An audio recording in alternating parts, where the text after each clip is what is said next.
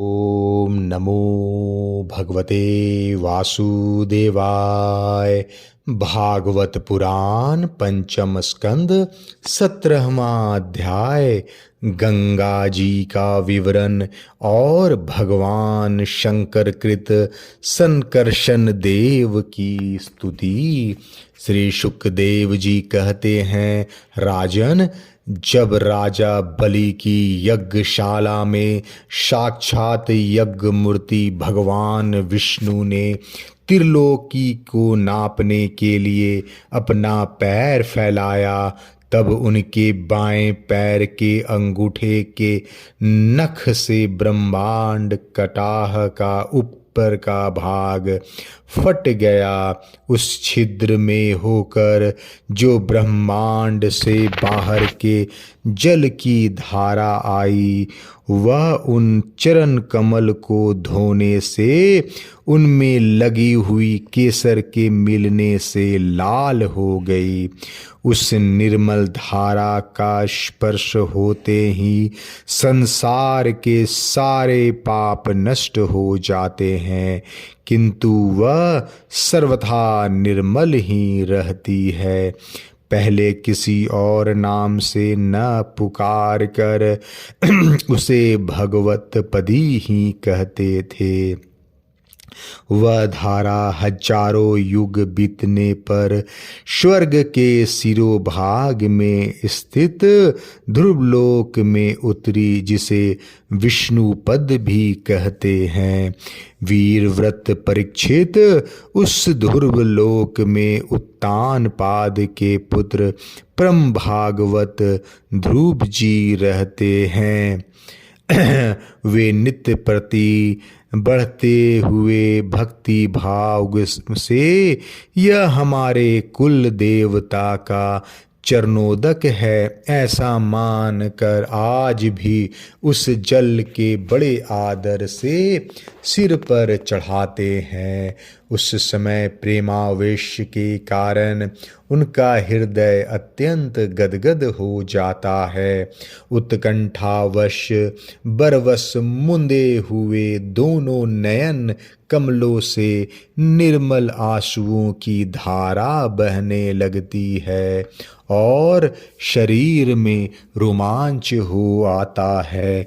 इसके पश्चात आत्मनिष्ठ सप्तर्षिगण उनका प्रभाव जानने के कारण यही तपस्या की अत्यांतिक सिद्धि है ऐसा मानकर उसे आज भी इस प्रकार आदर पूर्वक अपने जटाजूट पर वैसे ही धारण करते हैं जैसे मुमुक्षु जन प्राप्त हुई मुक्तियों को।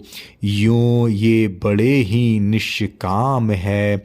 सर्वात्मा भगवान वासुदेव की निश्चल भक्ति को ही अपना परम धन मानकर इन्होंने अन्य सभी कामनाओं को त्याग दिया है। यहाँ तक कि आत्मज्ञान को भी ये उसके सामने कोई चीज नहीं समझते। वहाँ से गंगा जी करोड़ों विमानों से घिरे हुए आकाश में होकर उतरती है और चंद्रमंडल को आप्लावित करती मेरु के शिखर पर ब्रह्मपुरी में गिरती है। वहाँ वे सीता, अलकनंदा, चक्षु और भद्रा नाम के 4 धाराओं में विभक्त हो जाती है तथा अलग अलग चारों दिशाओं में बहती हुई अंत में नद नदियों के अधीश्वर समुद्र में गिर जाती है। इनमें सीता ब्रह्मपुरी से गिरकर केसराचलों के सर्वोच्च शिखर में होकर नीचे की ओर बहती गंधमादन के शिखरों पर गिरती है और भद्राश्व वर्ष का प्लावित कर पूर्व की ओर खारे समुद्र में मिल जाती है। इसी प्रकार चक्षु माल्यवान के शिखर पर पहुंचकर वहां से बेरोक टोक केतुमाल वर्ष में बहती पश्चिम की ओर छार समुद्र में जा मिलती है। भद्रा मेरु पर्वत के शिखर से उत्तर की ओर गिरती है तथा एक पर्वत से दूसरे पर्वत पर जाती अंत में सिंगवान के शिखर से गिरकर उत्तर कुरु देश में होकर उत्तर की ओर बहती हुई समुद्र में मिल जाती है।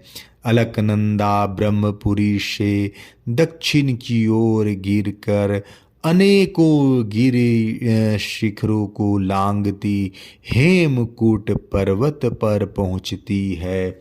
वहाँ से अत्यंत तीव्र वेग से हिमालय के शिखरों को चीरती हुई भारतवर्ष में आती है और फिर दक्षिण की ओर समुद्र में जा मिलती है।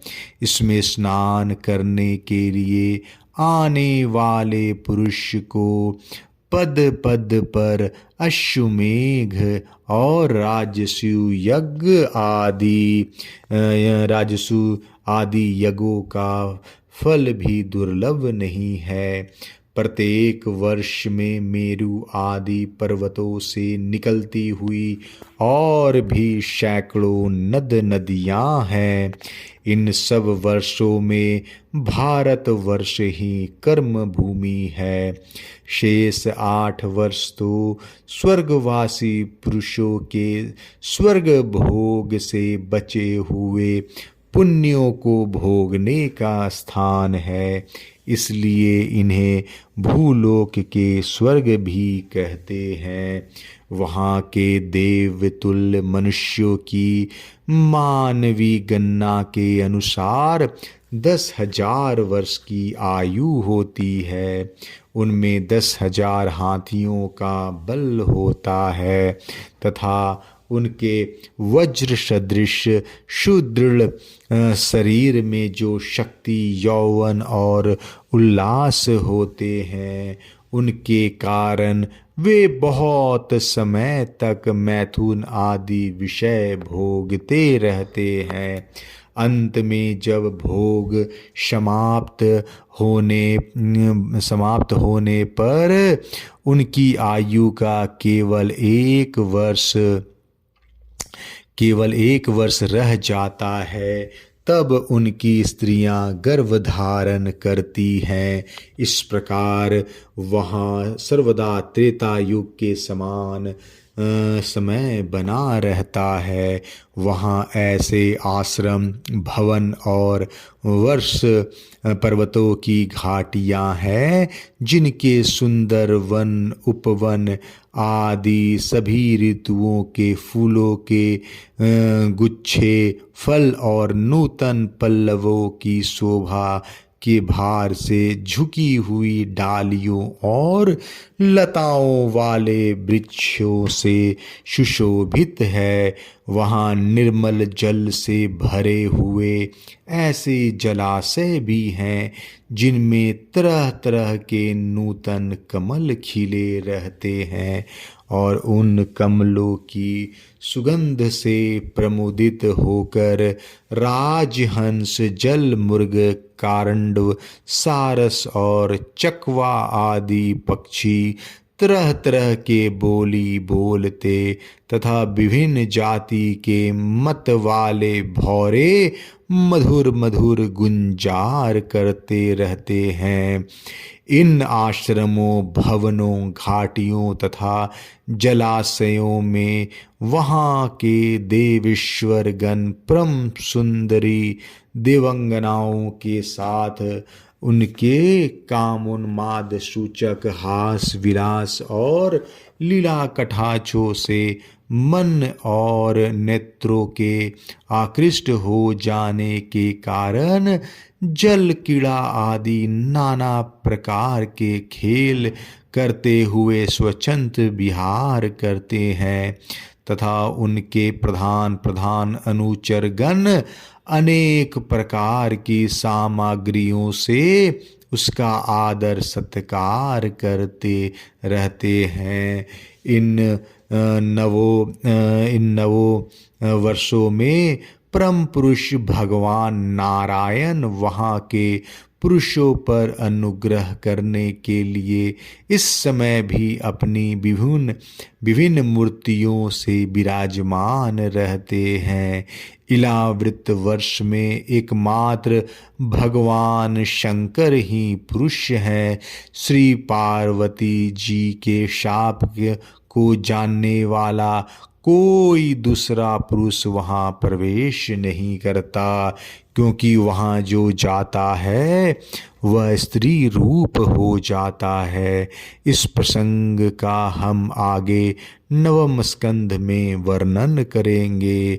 वहाँ पार्वती एवं उनकी अरबों खरबों दासियों से सेवित भगवान शंकर परम पुरुष परमात्मा की वासुदेव, प्रद्युम्न, अनिरुद्ध और संकर्षण संज्ञक चतुर्व्यूह मूर्तियों में से अपने कारण रूपा संकर्षण नाम की तमह प्रदान और चौथी मूर्ति का ध्यान स्थित मनोमय विग्रह के रूप में चिंतन करते हैं और इस मंत्र का उच्चारण करते हुए इस प्रकार स्तुति करते हैं। भगवान शंकर कहते हैं, ओम जिनसे सभी गुणों की अभिव्यक्ति होती है, उन अनंत और अव्यय मूर्ति ओंकार स्वरूप परम पुरुष श्री भगवान को नमस्कार है।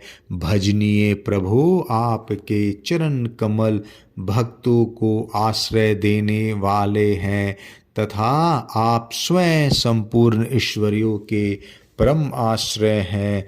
भक्तों के सामने आप अपना भूत भावन स्वरूप पुण्यता प्रकट कर देते हैं तथा उन्हें संसार बंधन से भी मुक्त कर देते हैं, किंतु अभक्तों को उस बंधन में डालते रहते हैं। आप ही सर्वेश्वर हैं, मैं आपका भजन करता हूँ।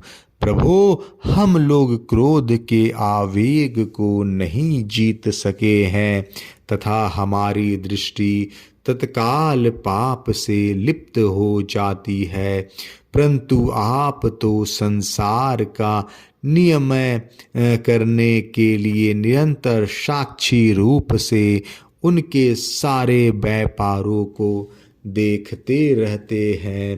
तथापि हमारी तरफ आपकी दृष्टि पर उन मायिक विषयों तथा चित्त की वृत्तियों का नाम मात्र को भी प्रभाव नहीं पड़ता।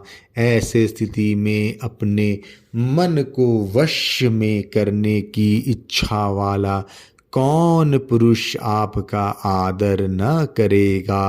आप जिन पुरुषों को मधु आस्वादी पान के कारण अरुण नयन और मत वाले जान पड़ते हैं, वे माया के वशीभूत होकर ही ऐसा मिथ्या दर्शन करते हैं तथा आपके चरण स्पर्श से ही चित्त चंचल हो जाने के कारण नाग पत्नियां लज्जावश आपकी पूजा करने में असमर्थ हो जाती है।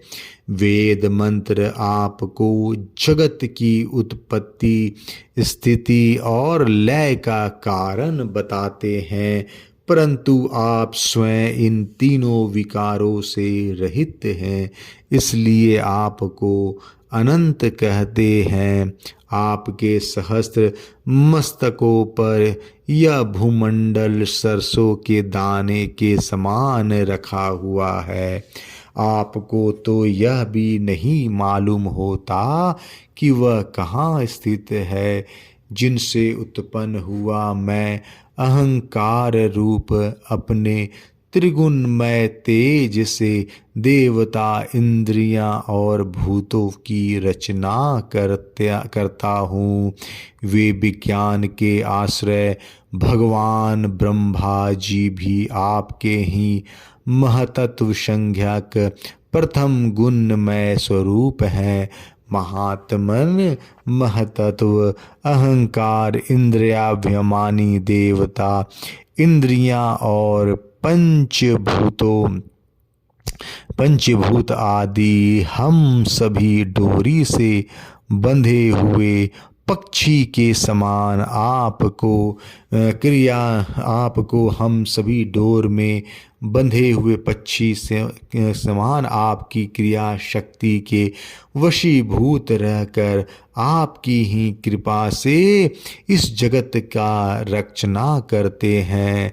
सत्वादि गुणों के सृष्टि से मोहित हुआ यह जीव आपकी ही रची हुई तथा कर्म बंधन में बांधने वाली माया को तो कदाचित जान पड़ना भी लेता है, किंतु उससे मुक्त होने का उपाय उसे सुगमता से नहीं मालूम होता। इस जगत की उत्पत्ति और प्रलय भी आपके ही रूप है। ऐसा आपको मैं बार बार नमस्कार करता हूँ। 17वां अध्याय समाप्त। जय श्री कृष्ण।